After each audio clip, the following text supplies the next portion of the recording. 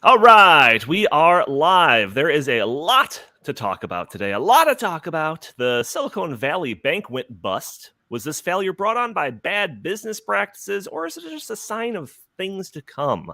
Also, what are the politics that are at play in regards to the plan to bail out this failing bank? Also, Joe Biden just approved a large oil project in Alaska.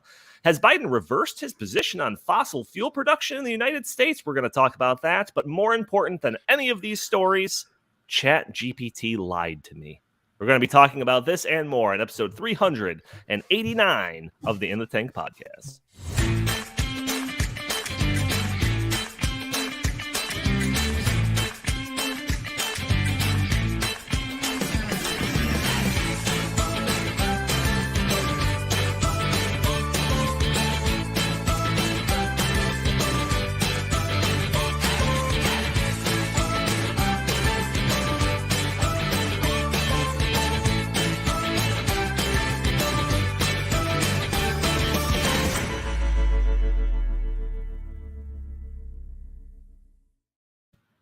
All right, welcome to the In the Tank podcast. As always, I'm your host, Donald Kendal. Joining me today, we've got Jim Lakely, VP of the Heartland Institute. How are you doing today, good sir? I'm doing good. This is the week of that March Madness begins, the NCAA men's basketball tournament, also known as the least productive work week in America. That's female college basketball, right? I hear that's also going on. Yes. Oh, okay, good. Also joining us, we've got Sam Karnick. He is a senior fellow at the Heartland Institute and also director of publications. How are you doing today, good sir? Doing fine. Thanks, Donald. How are you?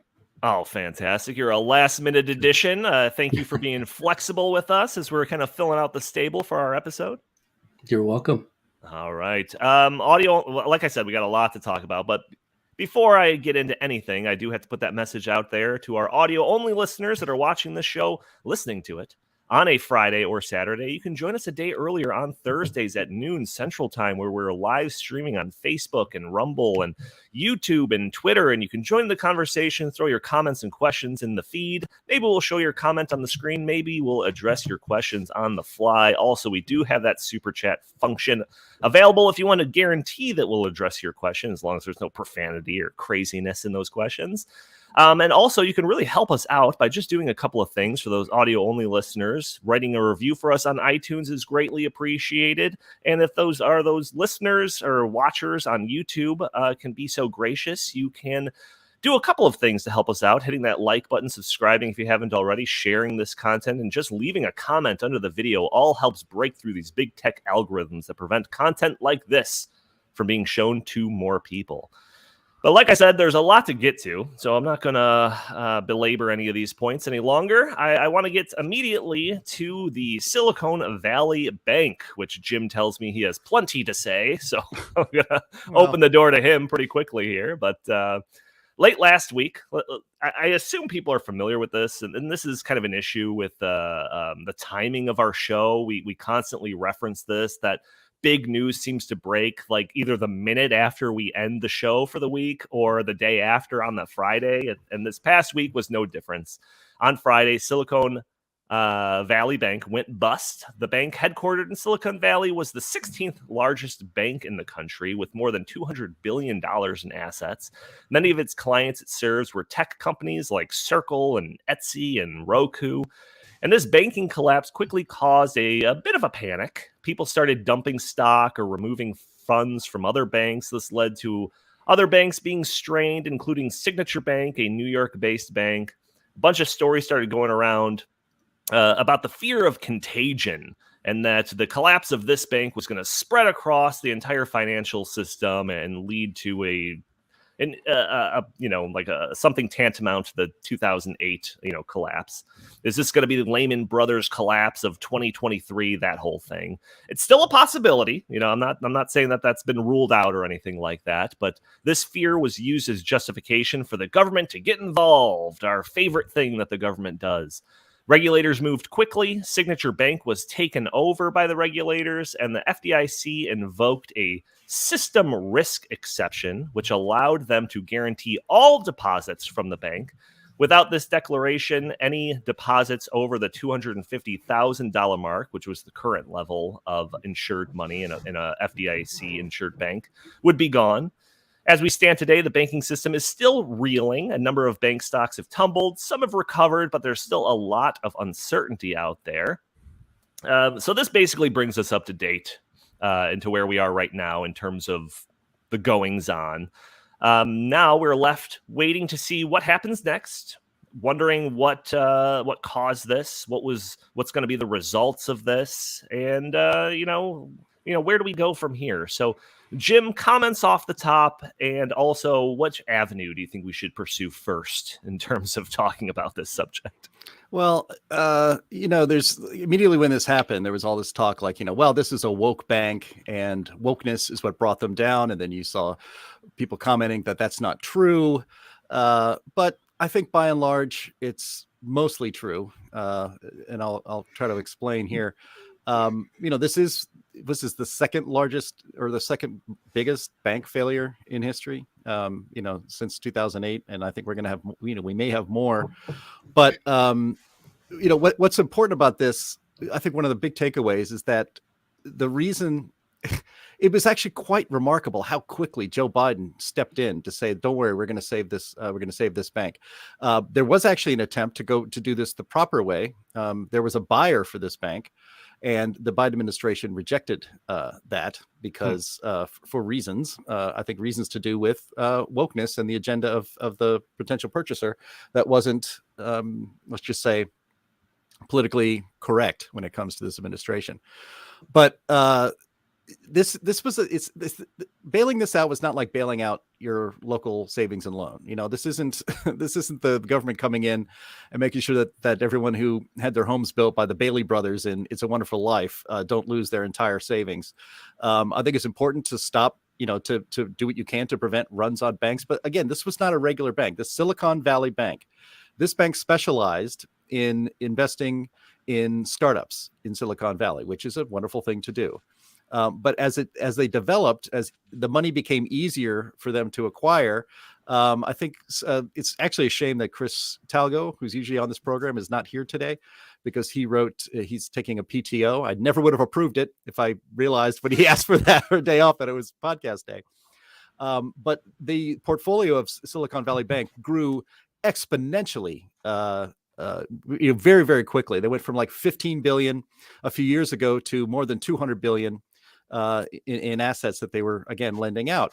But 97% of the depositors at Silicon Valley Bank were above that $250,000 limit that is protected by the FDIC. So this is the richest of the rich. These are millionaires and billionaires who have poured all of this capital into Silicon Valley Bank, which then was run by morons and idiots who put politics and investing in stupid green energy projects and put all of that. That's right. How dare I tell the truth about this bank? Their investments were garbage. They didn't have a risk assessment officer for the last 9 months, and I guess they'll never have one because they don't really care about that. And if you look at their statements, their last annual report, it didn't really talk too much about how they were responsibly shepherding people's money. They talked a lot about their corporate responsibility, and they leaned really heavily into the ESG stuff. We talk about ESG on this podcast a lot.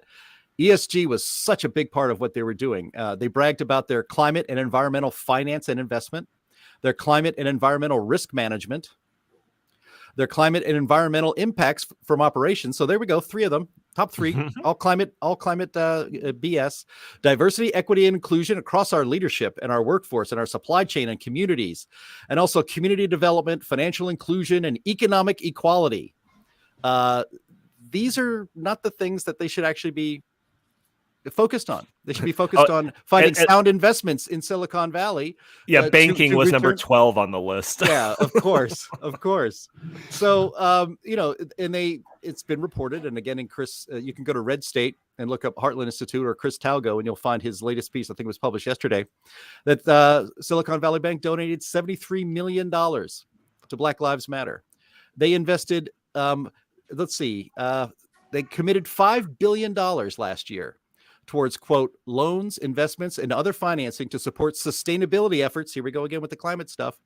And other social justice projects. Billions of dollars they had dedicated to these things, which is easy to do when you think you're always going to have this money that your business plan, which was to buy treasury bills at 0% and then try to put them back on the market when they were almost not worthless, but they were they had a hard time finding buyers because the interest rates are higher now and you can get them at better rates somewhere else. So, they weren't really interested, it seems, in running a bank. They were interested in running a social justice program with other people's money. And one of the big reasons that the Biden administration moved in there so quickly to bail this bank out, and they're going to tell you it's not a bailout, it is a bailout, because all of these rich millionaires and billionaires are not going to lose their investments. A lot of them tried to pull it out at the last minute, but they're going to be made whole.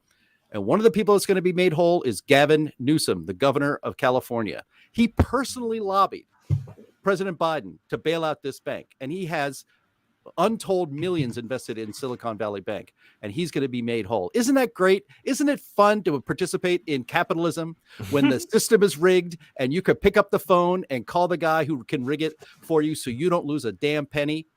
God, that's great. That's such a great system to live in. It surely is not capitalism. That's capitalism, no? It's not capitalism. Oh, shoot. It's something else. Let me fix my notes over here. All right. Yeah, Sam, I want to go to you next because just the whole mess that kind of led up to this. In hindsight, it seems like, oh, it's so obvious. Like, these are all the issues that ramped up to this. But like, surely there's plenty of other banks that are doing all the same stuff that Jim is talking about. Maybe not quite to the degree. I mean, we talk about ESG all of the time. And one of the people that have been making the rounds on the different, media outlets talking about this issue is Vivek Ramaswamy. He kind of is very in the know when it comes to some of these industries that are involved in this story. And he talks about how in the lead up to all of this, SVB basically claimed that, we shouldn't be regulated like every other bank. We're a unique case. We're very involved in this venture capitalist stuff and these big tech companies. And so that puts us in a special position where we're going to act differently than your average bank. So we shouldn't be, we shouldn't be regulated like these standard banks. And because of that, we shouldn't be considered a systemic risk. We're not big enough to be considered a systemic risk. So even though we're doing these things that might be a little bit more inherently risky, like it doesn't really matter. We don't pose a systemic risk or anything like that. So don't regulate us. And then all of a sudden they start spiraling the drain and, oh no, we are systemically risky and we do need to be bailed out. That's the kind of the narrative that Vivek Ramaswamy is talking about on all of this. And to me, that's like the most cronyist. That's like the most cronyist way to operate a system that I can imagine. But what are your thoughts on this? Well, we're always told that regulation is always for the good of the society and for the regular people, that they'll, make sure that the water's clean and the air is clean and all those wonderful things, and make sure that your money is safe in a bank and so on and so forth. But one of the major outcomes of regulation, and it seems to be one of the great impulses behind it, is the ability for government then to create winners and losers. So what they'll do is they'll use the regulations to put down efforts that they don't like or people that they don't like, which is generally because those people don't like the people who are running the government and are not giving them money. So what they'll do is they use regulations in this in this sort of unfair fashion. They'll decide you're on our team, and so you're good to go. Whatever you want to do, that's okay. We look the other way, and they say you're on the other team, and so I'll go on the floor of the Senate and say that you're despicable scoundrels for airing footage that would have been considered heroic if it had been done on the other side. So that's really what happens here. Is it is just massive cronyism. We can get into what's behind the whole system, what led to this instance of it. But when you come down to it, yes, they're considered a desirable endeavor by the federal government, so they're going to save them. So, Sam, I have a question for you real quick. I mean, along that point, I mean, I read yesterday that only one member of Silicon Valley Bank's board of directors, a guy named by the name of Tom King, had a career in the financial industry at all. And all the other members of the board of directors just happened to be donors to Hillary Clinton, Nancy Pelosi, and other Democrats. So when you're talking about, crony capitalism, it doesn't get more crony than having the entirety of the control of this bank with billions of assets to shower around, all controlled by big Democrat donors. Well, that's a great point, is that you don't have to be any good at what you ostensibly are supposed to be doing, what people believe you're supposed to be doing, which is taking in money from depositors and lending it out to efforts that will raise a profit. You don't have to be any good at that. You don't have to have any experience in it. You just have to have political connections. That's where we've been at for a long, long time. And in the 21st century, it has just amped up. It has gotten worse and worse. And we are in a simple crony situation right now. I saw a comment up here, somebody saying, well, what is SVB's ESG score? So I was just trying to look that up while you guys were talking. And I'll have to double check to see what timeline this was given. But according to some MSCI analysis, they gave the bank an A. Oh, wow. So I'll have to double check on that a little bit later in the episode. Not an A plus like a Christmas Story for Ralphie's fantasy theme. Yeah, well, since the crash, it got downgraded to an A minus. So A minus. Oh, poor guys. Yeah, another interesting bit of commentary on all of this comes from Kevin O'Leary. He's the guy from Shark Tank. And he was recently on CNN where he was talking about the Biden administration's actions on Silicon Valley Bank. And he said, and this is a quote for him, I would love to play the video, but I'm sure CNN would strike us for it or something. But he said what effectively happened over the weekend is that Biden nationalized the American banking system. It's no longer a risk. It's no longer private in any sense. It is now backstopped by the government, ultimately the taxpayer. So it doesn't matter how bad you are as a bank manager. He explains the limitless guarantee by the FDIC that basically has changed the entire banking system. And he says, now you have no risk in any bank, anytime, and you as the taxpayer are going to bear that going forward. So, Sam, do you think that's kind of an overstatement by Kevin O'Leary, or do you think that this is more or less an accurate description of the system we now find ourselves in? I think it's an accurate description. I think where O'Leary is perhaps a little behind the curve is that this has been the case for a long time. The banking system has been very much nationalized.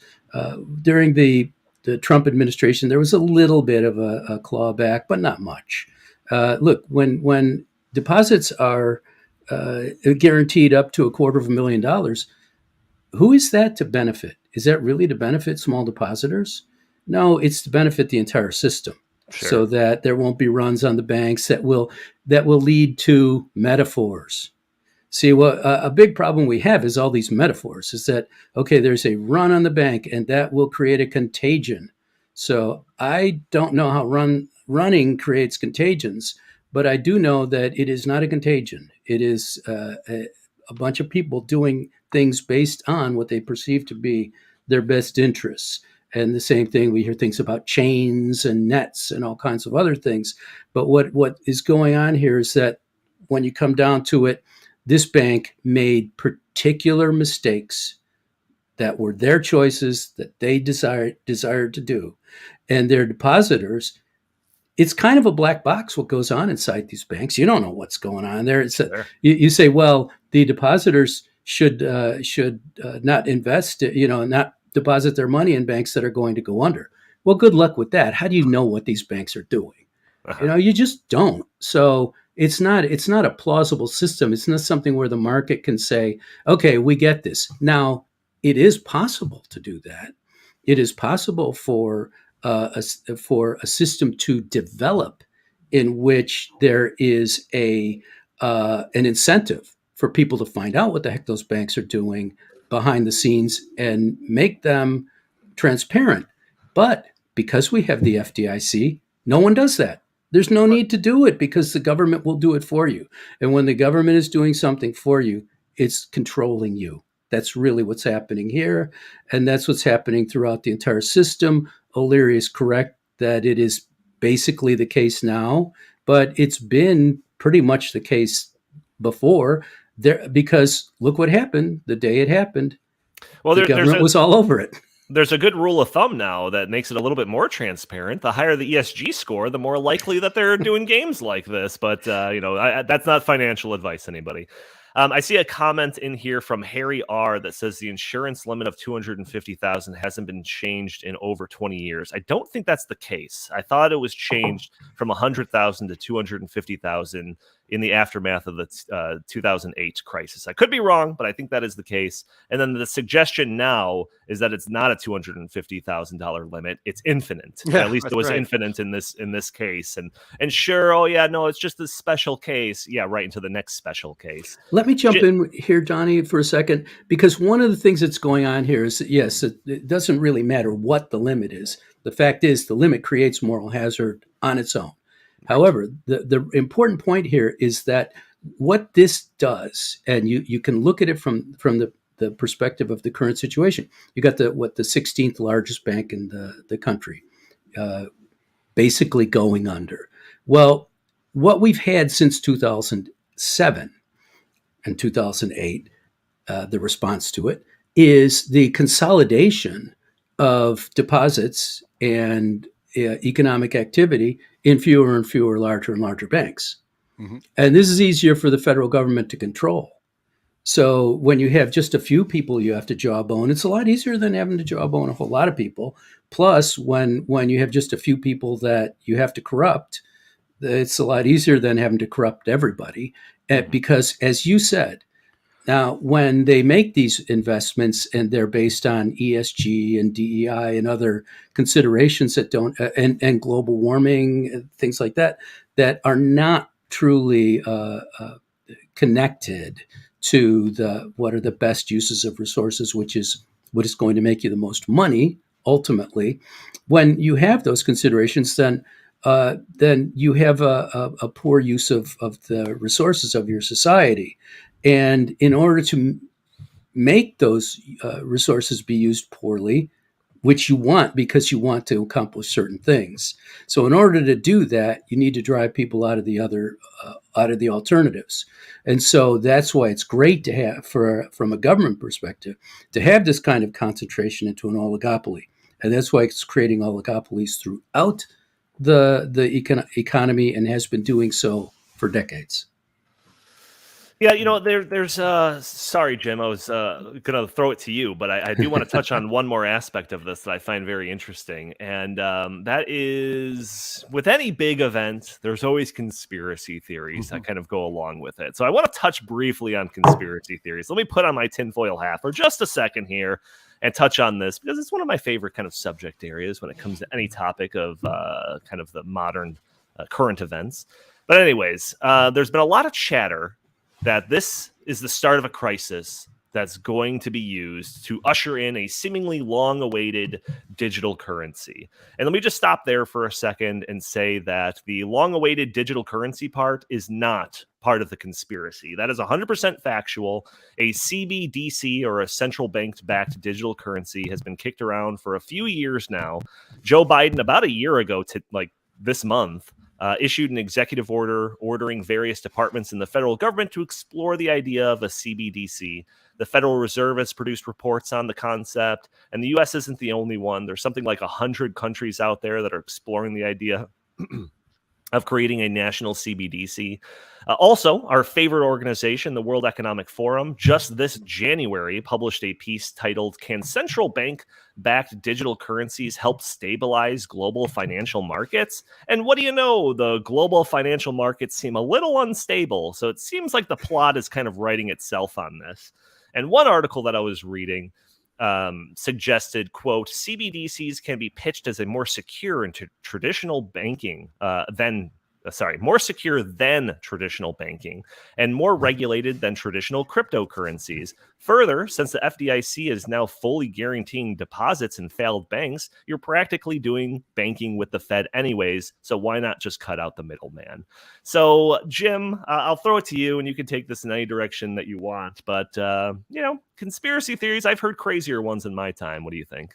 Well, I think we talked about it at the time. It was 2 years ago. that actually the first nominee by Biden for Treasury Secretary was not Janet Yellen. It was that Saul Omarosa woman who's a socialist. That's right. And she, yeah, as a good socialist, she wanted to consolidate all of the banking even more so. What's the ultimate gain with the ultimate result of basically having a centralized Uber bank and then get rid of all these community banks and all these other banks. So there would be no JP Morgan Chase or Citibank or Bank of America or Wells Fargo, and that's where the centralized digital currency idea would ultimately happen. And if we end up with a federally controlled digital currency, that's the end of economic freedom, period.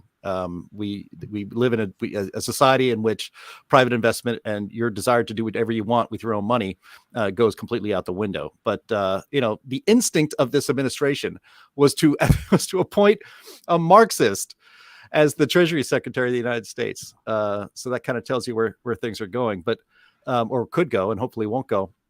And if we keep seeing, if this is a cascading of bank failures, I think it's inevitable that we won't be able to stop it. But another point I wanted to make was that, Silicon Valley Bank, this is going to tie this into climate and energy, which we like to talk about a lot on this podcast.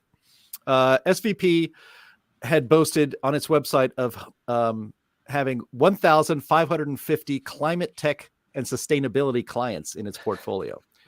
1,550 climate green, and that would be green energy and climate nonsense and sustainability stuff. And I read a quote in a story, I think it was at CNBC, a quote from a finance expert that bragged. It says, quote, "Silicon Valley Bank had a very good reputation in the energy transition space, and were willing to put their money where their mouth is, unlike many of their peers." And that quote is just kind of perfect, because this is why I think wokeism, or at least, the climate cult, helped bring this bank down. And that's because at some point you get so rich and powerful, and you have so much power that you think you can repeal reality. And they were taking investor money and they were pouring it into these failed ideas like green energy and sustainability and all this stuff. They refused, and they brag about this stuff. Just like the World Economic Forum brags about stuff on their website, then quietly it goes away. Silicon Valley Bank bragged about that it would never invest in a fossil fuel company. Even Joe Biden says we're going to need fossil fuels for another 10 years. Fossil fuels is actually a fantastic investment because we always need it, and the demand for it continues to grow. If you want to get rich, invest in fossil fuels. But because they put virtue signaling and sustainability, whatever that means, and the climate cult ahead of actually sound investments for their investors, for the people who have their money, they won't invest in fossil fuels. They didn't want to invest in munitions like defense contractors, because that would lead to more war, while the administration is trying to start World War III. I'm not for war, but if you want to make money, you might want to. There seems to be a lot of war going on. You might want to invest in some of that as well. And so they're just, again, you get so powerful, you think you can repeal reality. You think you can bring about the future that you want to have. And, we've gone from the Obama era where, we are the ones we were waiting for, right? Be the change you believe in. And now we've put in control of trillions of dollars in our economy globally, people who think the only thing stopping us from the utopia that we want to get to is the fact that the private sector won't invest in this stuff. That the reason we don't have complete net zero is because the financial system will not invest in wind or solar. Now, it's one thing if you wanted to invest in, say, a company that is trying to figure out a way to make a turbine that is spun by wind that is exponentially more efficient, so that it doesn't matter that it's only actually generating power 25% of the time at best. Maybe the turbine is so efficient that you can get by with that and replace the energy needs we have now. That would be arguably maybe a good investment. But they're not investing in advancing technology like that. They're investing in these companies that are in league with the government to build wind farms all over the country and offshore, and because it's mandated that we have to get our power from these things. So it's an entire crony, especially with the climate stuff, it's an entire, and green energy, an entire crony capitalist system that these powerful people figure we're going to make money on this, even if it doesn't work, because the government is making us do it. It's making the country transition to this. And so, they have moved beyond that and say, I like to think like they sit around maybe and have a glass of brandy or something. And they think, we can make this work, but only if we really invest a lot of money in this. And as long as the government continues to mandate the stupid green energy stuff, and subsidize the companies that make wind turbines and make, build solar farms and all that stuff, but it doesn't work. You run into reality.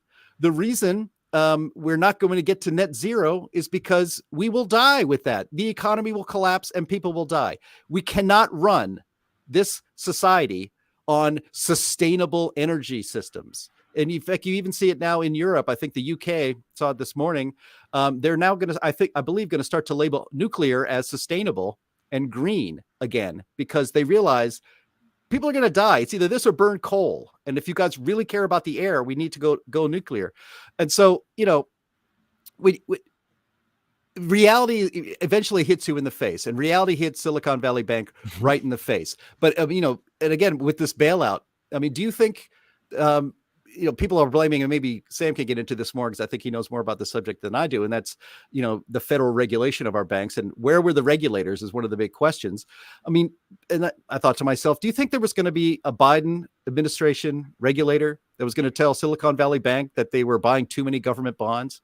No, of course they were never going to tell them that. Do you think that there was a regulator in the Biden administration that was going to tell Silicon Valley Bank that their investment in green scams is dumb and risky and was going to lose money for everybody?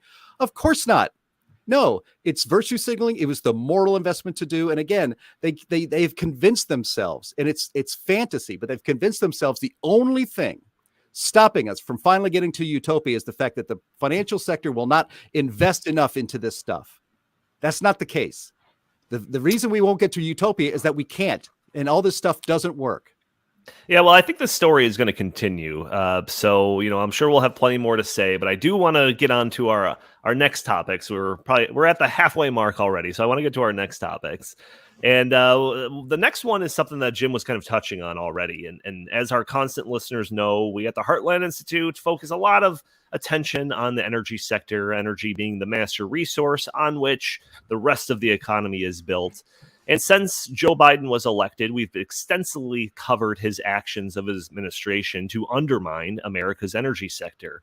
He told us during his presidential campaign that was his plan. I don't think we have to play the clips again. Jim already mentioned one of them, but him talking about, having to phase out fossil fuels. We're going to phase it out, on the debate stage, or his promise during a rally that he was going to end fossil fuels, read my lips, or whatever he said, and a number of other statements.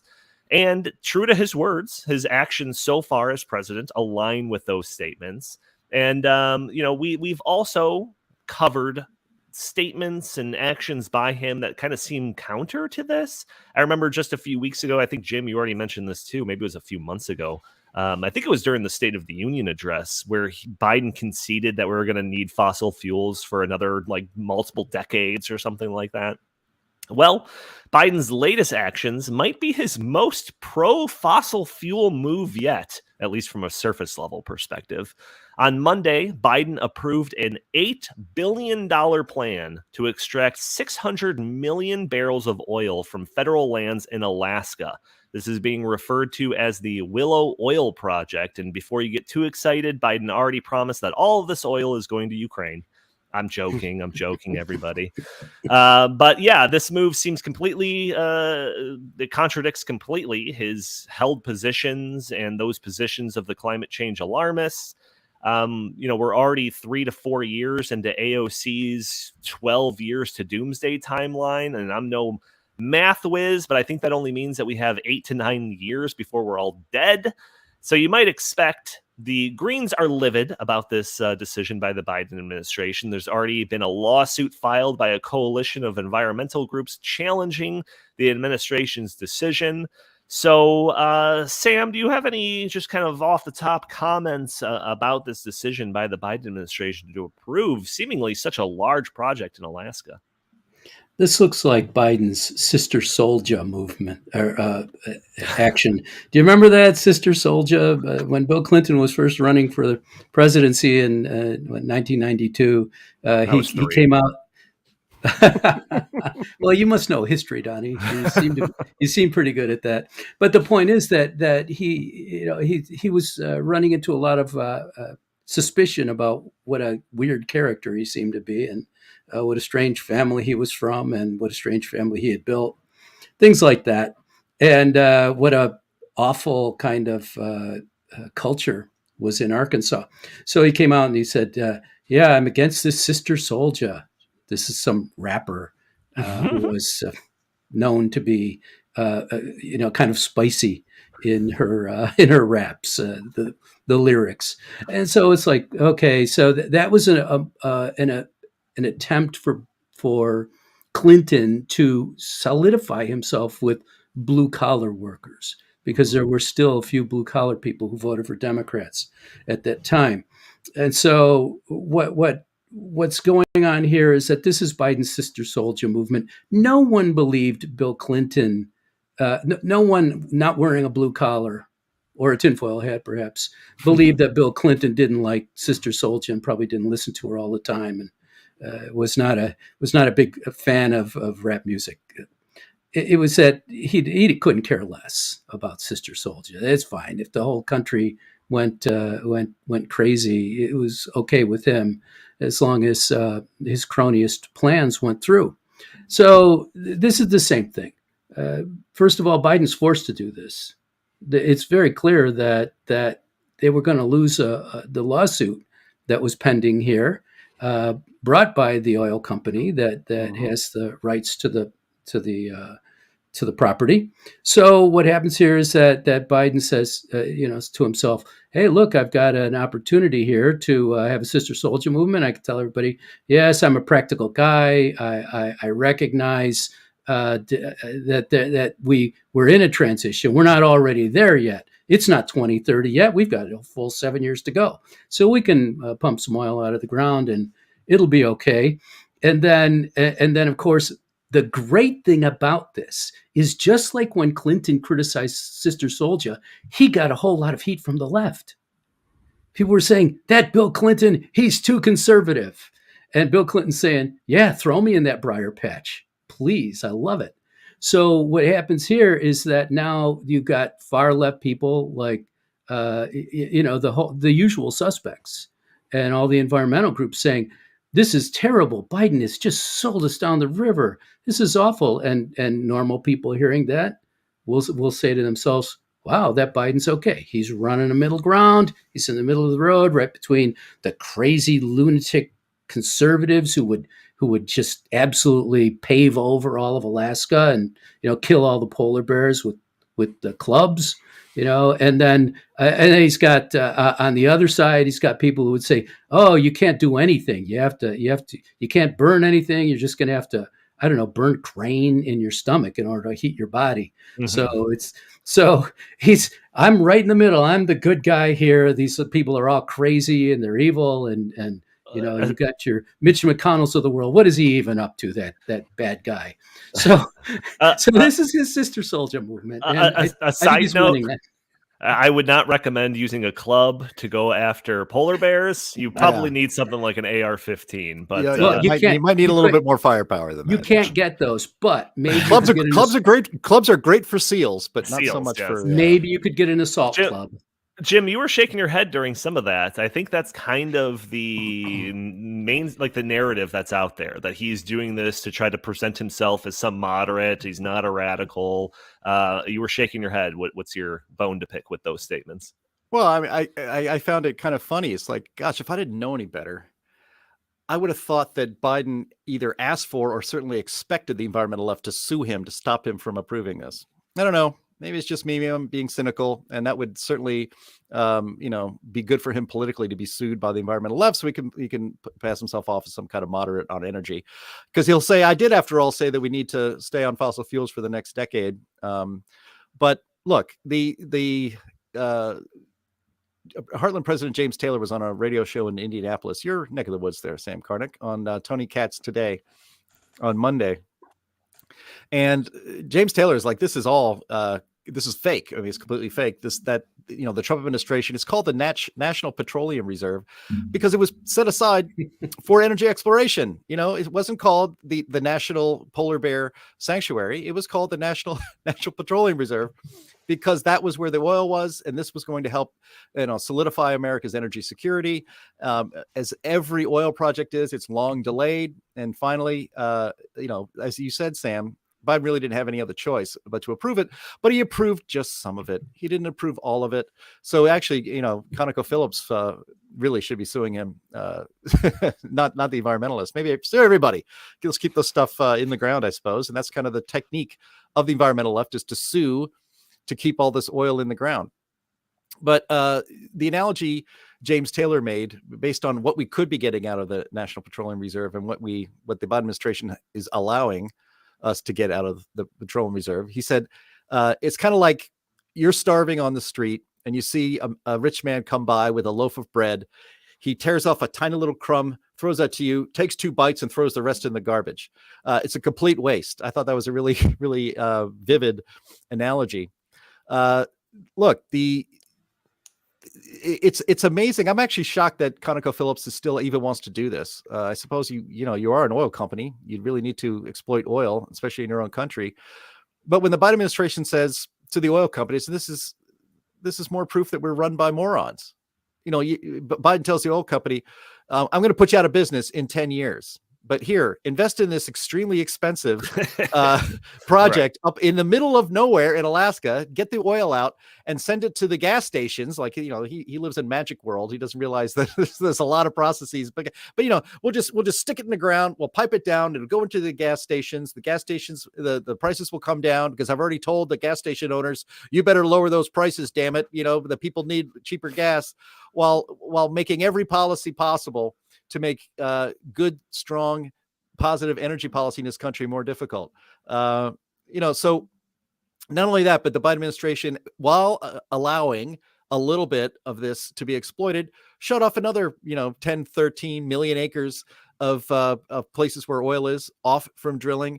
He's continually not allowing any drilling offshore, yet we are, I think, maybe killing lots of whales off the Atlantic coast with all this sonar tracking to put up wind farms out to sea. It's just, again, we live in bizarro world. And this actually even ties back to Silicon Valley Bank and all this stuff. It's like, if we just keep investing in this stuff, we can make it happen. It can work. So, it's not going to work. We need that oil out of Alaska. That way gosh darn it. It wasn't that long ago. You have to remind yourself, when Donald Trump was president, we were exporting energy from this country, and Europe would not be beholden to Russia if we continued down that path.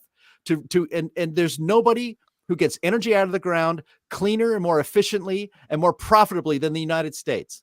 And we are killing ourselves economically and energy policy wise for an ideology that is a complete cult. So why? Very, very concisely, why did Biden do this? Because I see in this New York Times article that I'm reading, it talks about ConocoPhillips and how they've had the lease on this project for decades. Yeah. And according to this piece, they said that they have like all the rights in the world to do it. It's like essentially a contract. And if the administration broke that contract, they'd be in a position to be compensated to the tune of like $5 billion or something. Yeah, $5 billion, according to that article.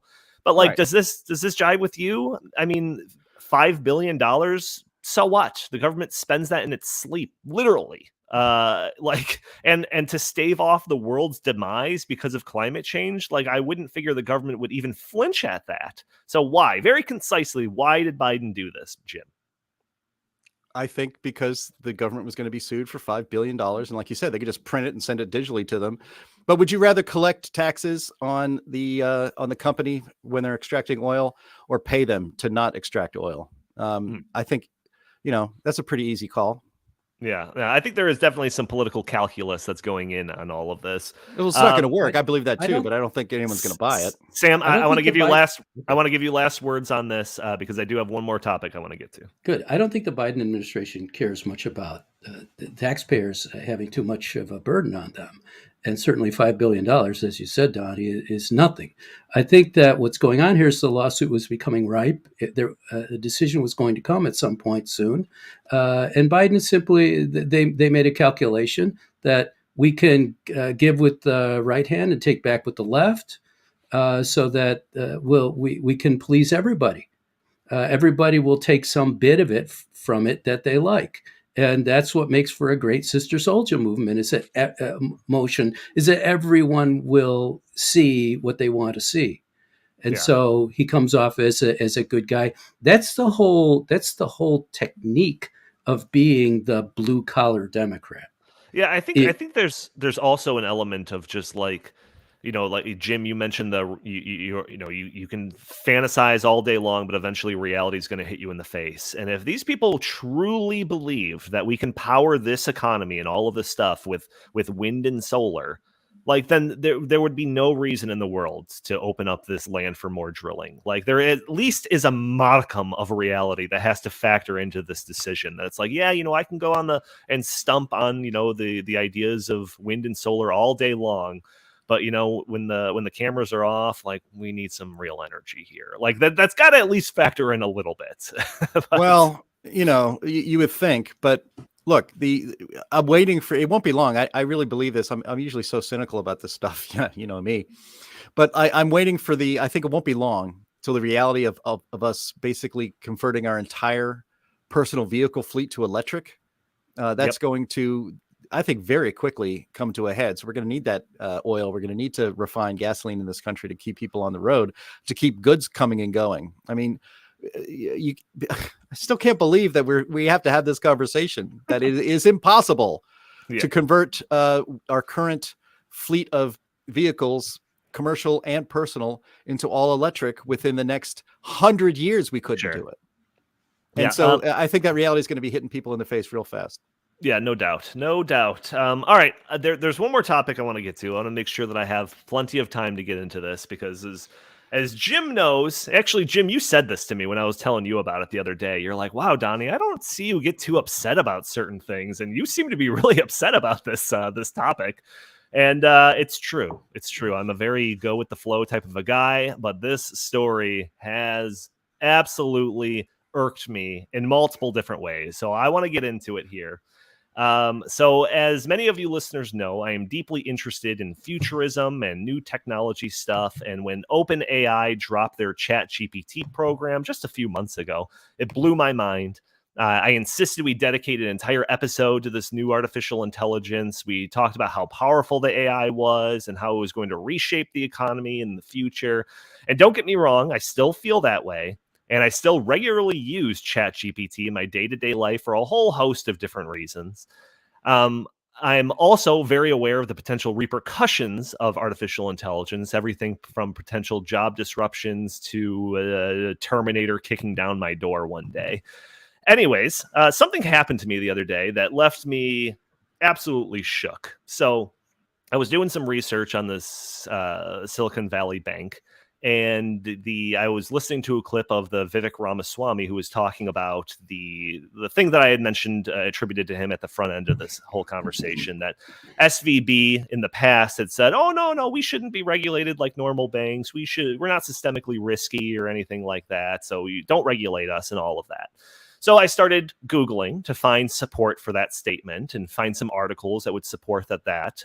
But, as Google does, it kind of front loads all of your searches with just kind of the news of the day. And obviously Silicon Valley Bank has a lot of news of the day. So I couldn't find any articles that predated like a week ago. So I, was working with it and trying to find stuff that was just earlier, setting the timelines and all of that in my Google searches. But I was still having trouble finding these articles. So I thought, hey, we're in the future now. Let me just ask ChatGPT. So for those audio-only listeners, I am going to pull up my actual transcript with ChatGPT and show you the back and forth that I had with this. So Andy, do you have the part one? I've got two parts. Okay, so let's go through this. So I say, hey, ChatGPT, can you find me examples of people making the case that Silicon Valley Bank is not systemically important?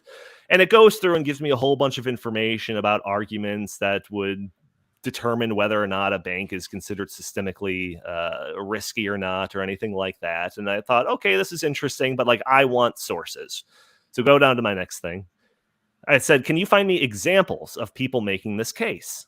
And it says, oh yeah, sure. Here's some more information. And it says, here is in a 2017 article in American Banker, for example, industry experts suggested that Silicon Valley Bank's size, blah, blah, blah. Similarly, a 2019 op-ed in The Hill authored by, some guy argued this, that, and the other, and a whole bunch of different stuff.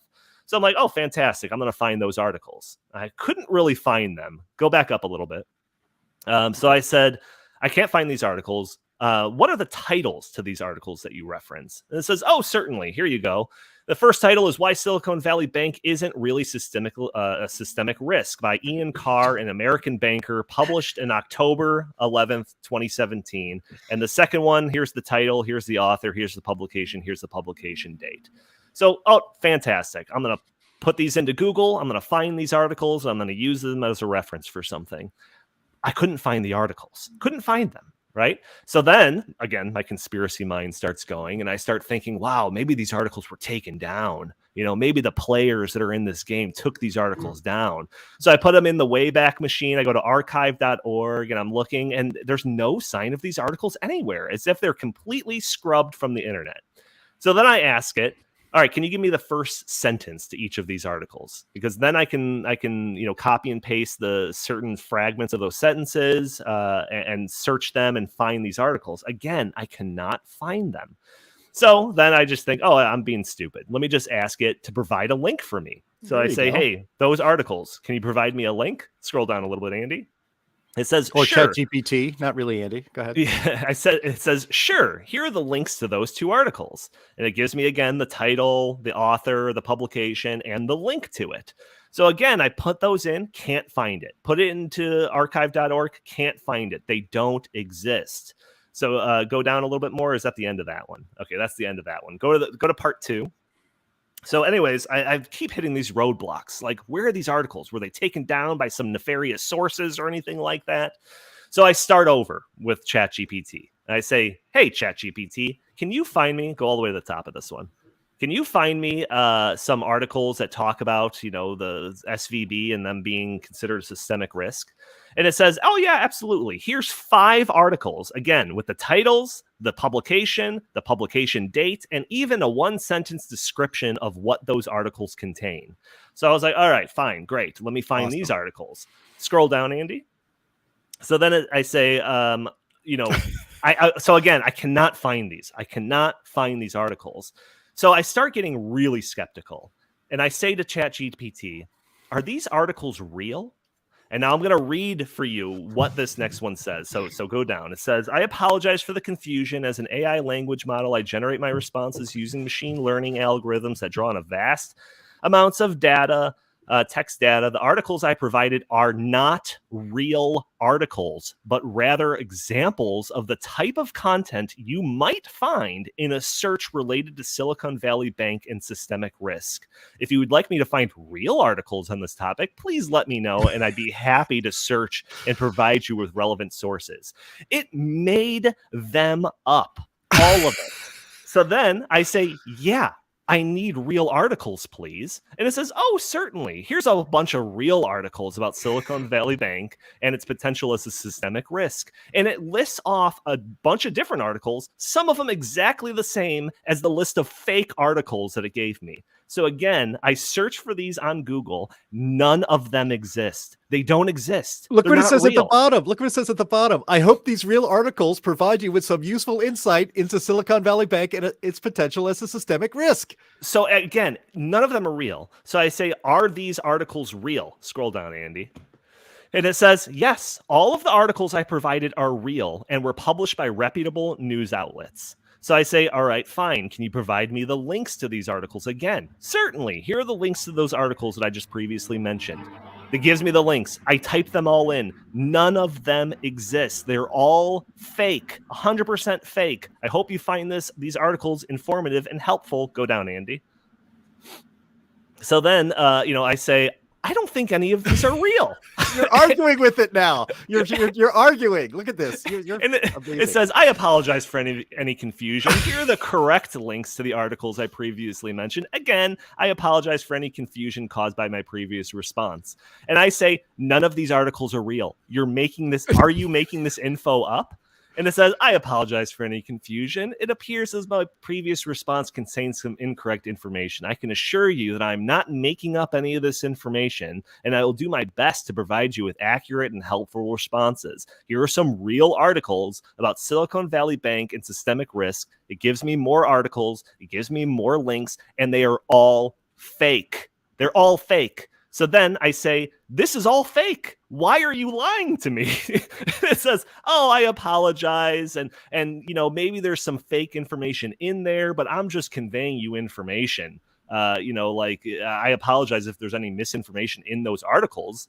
And I say, no, it's not that these articles contain misinformation. It's that the articles don't exist at all. You made them all up completely. And again, it apologizes and says, no, these are all real. Trust me, they're all real. They're not real. I looked them all up. It made up the headlines. It attributed real authors to them. It attributed real publications to them and generated fake links. It was all fake. All of this is fake. And it told me multiple times throughout this conversation that it was real. It assured me that it was real. It was lying to me. So this is just like got me on tilt because at first I was kind of disappointed. I've been talking this thing up and how this is some great, thing of technology, artificial intelligence. It's mind-blowing. It's revolutionary. It's going to be helpful in all these different capacities. And then it's fallen so short of the mark. So at first I was disappointed. But then the more I talked about it and the more I argued with it, the more I got horrified by this. And that this wasn't some mistake. This wasn't a shortcoming or something like that. Maybe you can call it that. But it was lying to me. It was flat out giving me fake information and reassuring me that it was real. And now, you might be able to kind of dismiss this and this is more or less a prototype of ChatGPT. And I had this conversation with our producer, Andy, and he did a little bit of research and he sent me an article talking about how this is kind of like a known thing. And that, ChatGPT has been known to kind of give fake information like this. And, I thought maybe it was just like the bias of the internet giving fake information or something, but not generating completely fake URLs for me and fake sources and all of this and telling me that they're real. I never thought it was that bad. So anyways, in this article, it talks about how ChatGPT 4, the next version of this, was just released, and it promises to be, 10 to 20 times better than version 3, and it could do things faster, more things, more accuracy. And in this article, it refers to these issues. The lingo that they use to refer to these lies is hallucinations. So the AI will hallucinate. It's just hallucinations. So according to this article, the AI's hallucinations is a known issue and that they're trying to deal with it. And apparently this new version of ChatGPT 4, is being trained in a way to reduce hallucinations or lies. Not eliminate them, because I'm not even sure that that's possible, but just reduce them. And it warns about the society's reliance on AI and the issues that could arise from these hallucinations. And this is where, to me, it kind of gets really scary. Because right now, it's like people are using this to give me a recipe for a good, pasta or something like that. And it's whatever, how much issue can you really get into that? But we're moving towards a timeline where more and more we're being more of the things that we rely on are being incorporated into AI is being incorporated into that. Google just released an AI that might one day serve as a digital assistant to medical professionals, providing insight into what a potential diagnosis might be based on somebody's symptoms. We talk about self-driving cars on this, and that has levels of AI that allow them to work. And surely the amount of AI incorporated into those will grow as the amount of self-driving cars that are on the streets and how they interact with each other. And what happens when AI starts hallucinating when it comes to these things? I joked with Andy earlier before the show started, where it's like, hey AI, I have a nagging cough that's been lingering for a week. And, the AI's response is probably cancer.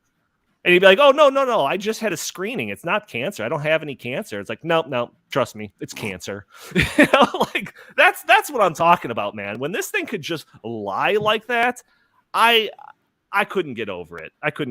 Jim, I'll end my little monologue here, but do you have any response to anything I said there? Well, you seem to be extremely emotional about how you've been treated by Chat GPT, almost like you were cheated on, but your girlfriend cheated on you. You just can't believe it. I can see you screaming at the screen. Stop lying to me, Chat GPT. Stop it. You're a liar. I've seen you. You're cheating on me. At least you didn't ask it to open the pod bay door. I mean, if you'd done that, that would have been, and it said no, then we'd really be in some big trouble for sure. But, I think actually, Donnie, this proves that Chat GPT actually is more human than human. If it wants to lie to you and is trying to deceive you, that's a pretty human characteristic. I'm pretty impressed, actually. To be honest. No, it terrifies me, man. It absolutely terrifies me. The one day that artificial intelligence turns into artificial general intelligence and it rivals, the intelligence of humans and all of that, and we let it out of the box and we put it in control of our different systems and infrastructure and policy positions one day, and it just is fine with callously lying to you like that. I cannot get over it. It is if it's a mistake. If it's a mistake, it's one thing. But it reassured me like 4 times during that conversation. No, this is all true. It's absolutely real. It's bullshit. Sam, we're already. See, you're really mad. You just swear. I'm usually the guy who swears on this pod, not you. So, that gives you an indication of how mad Donnie is about this. We're already long. I haven't talked to you about any of this at all, so I'm kind of curious of your perspective. But again, we are long, so try to keep it a little concise. I'll try that. It's interesting to me that I think George Costanza had the best angle on this, which is it's not a lie if ChatGPT really believes it. So that's number one. The other thing is that I think what I found most interesting in your exchange with ChatGPT there was that it kept saying, "Oh, I can't look this up on the internet."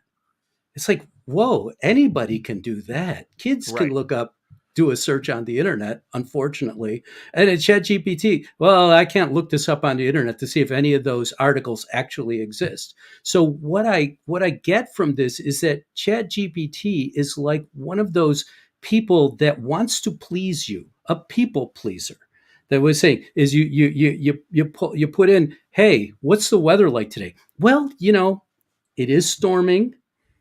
There's lightning coming down, but it's going to be nice tomorrow. It has no idea. I can't look up the weather. For some reason, I'm incapable of looking up the weather, but it's coming down now. Tomorrow, it'll be good, though. And that seems to be what ChatGPT is really built to do in terms of that kind of discussion, is just to make you feel good about the answers you're getting and then go away. Yeah, so, I think you're right. I think that like when you ask it a question, you are a burden on it, right? It has to please you. It's there to please you in one way, and it's just like, well, I can expend a lot of energy trying to find the actual answers to your problem, your quandary, or I can take the path of least resistance and lie. And that's what it's doing. And I see a comment in there that said, garbage in, garbage out. And I think that applies to a whole bunch of things. We've seen conservative types complain that, why is ChatGPT like so fond of Joe Biden, but it hates, Donald Trump. And I think that has more to do with just like the general consensus online that it's drawing. The internet hates Donald Trump. Exactly. This was not a result of anything that's on the internet. This was it lying whole cloth, like just completely making stuff up. I just went into Chat GPT and I asked it, would you lie to me? As an artificial intelligence language model, I don't have beliefs or intentions, so I wouldn't lie to you. My responses are based on algorithms and data, and I am programmed to provide helpful and accurate information to the best of my ability. So, this seems like a, he said, it said situation to me. So, I can't lie to you because I believe whatever I say. Like Asimov's law, I think that's how you pronounce it, where Yep. it's like, artificial intelligence should never like be in a position where it could do harm to somebody. It's like we're probably a couple of degrees of separation from this being an infraction of that, but like, what if I was just like, hey, is it okay if I ingest this substance that could be poisonous? And it's like, oh yeah, no, do it. And it's just like, oh, are you sure? Because it says that it's poisonous on the side. And it's just like, no, it's fine. In fact, here's a link that suggests that it's fine for consumption. Okay, I guess I'll drink it. And it's a fake link, of exactly course. the same. Yeah, a fake link. But Just this made it this up. will be great for teachers and professors, because the thing's going to generate all these fake articles, and all you have to do is pop it into the search engine and find it doesn't even exist. You get an F. Yeah, Well- one of the things that I had it do was answer a discussion question that's in the curriculum of a class that my wife is teaching, and we were amazed that it was able to produce the 3 paragraphs and cite several links using APA style and all of that. We were blown away, and now I want to go back and check to make sure those links are real, because I'm not convinced they are. So just an FYI out there that like at baseline, you have to triple check your work, even when you're relying on artificial intelligence. But beyond that, again, when this stuff is encoded into like everything that we interact with on a daily basis, it makes me legitimately afraid. Jim, I'm going to give you final words. We're already 5 minutes late. Take it away. I just think you're getting a little bit too emotional about all of this, but I'm glad that your faith in artificial intelligence is starting to waver, because, what makes us human is the human connections, Donnie. And I don't like to see you so angry. So you need to stop using ChatGPT, or at least, don't try to make up with ChatGPT. I think it's best for you guys to just end the relationship and you move on to something else. Maybe there's I believe Bing has their own. So maybe you should try out Bing. When the AI overlords are promising that they're not going to do harm to you, don't believe them. Don't believe them. That's my final words of the podcast. And this should be proof of it. Before I do my little sign off, though, Sam, you have a product that you want to talk about real briefly? Thank you, Donald. Yes, you've got 2 items there, really. You've got Heartland Daily News, heartlanddailynews.com, which is where you can go to get all the news on public policy issues that's coming up, and some good commentary on it. And also we have a newsletter that I write every week called Life, Liberty, Property. And that's available from the Heartland Institute, and you can subscribe to it by going to that link right there, subscribe. And we'd really appreciate it if you did. You'll find more in-depth comments and analysis of things like our Fed actions of recent weeks and so forth. That's one of the things that led to these problems at the Silicon Valley Bank. So we'll keep you updated every week, and it comes out every Monday.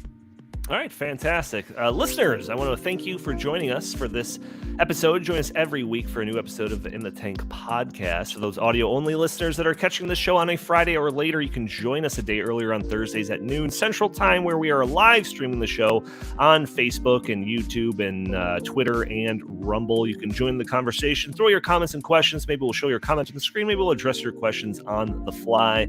And also help us out by just doing a couple of things. For those audio-only listeners, leaving a review for us on iTunes would be greatly appreciated. For those watchers on YouTube and Rumble, subscribing, hitting the share button, hitting the like button, or even just leaving a comment underneath this video all helps break through those big tech algorithms that prevent content like this from being shown to more people. Sam, we already saw where people can get more content from you, but Jim, where can the fine people find you? At Jay Lakely on Twitter, at Heartland Inst on Twitter. Always go to heartland.org, and let's go Pitt, the NCAAs. All right. Well, I want to thank you all for tuning in. We will talk to you next week.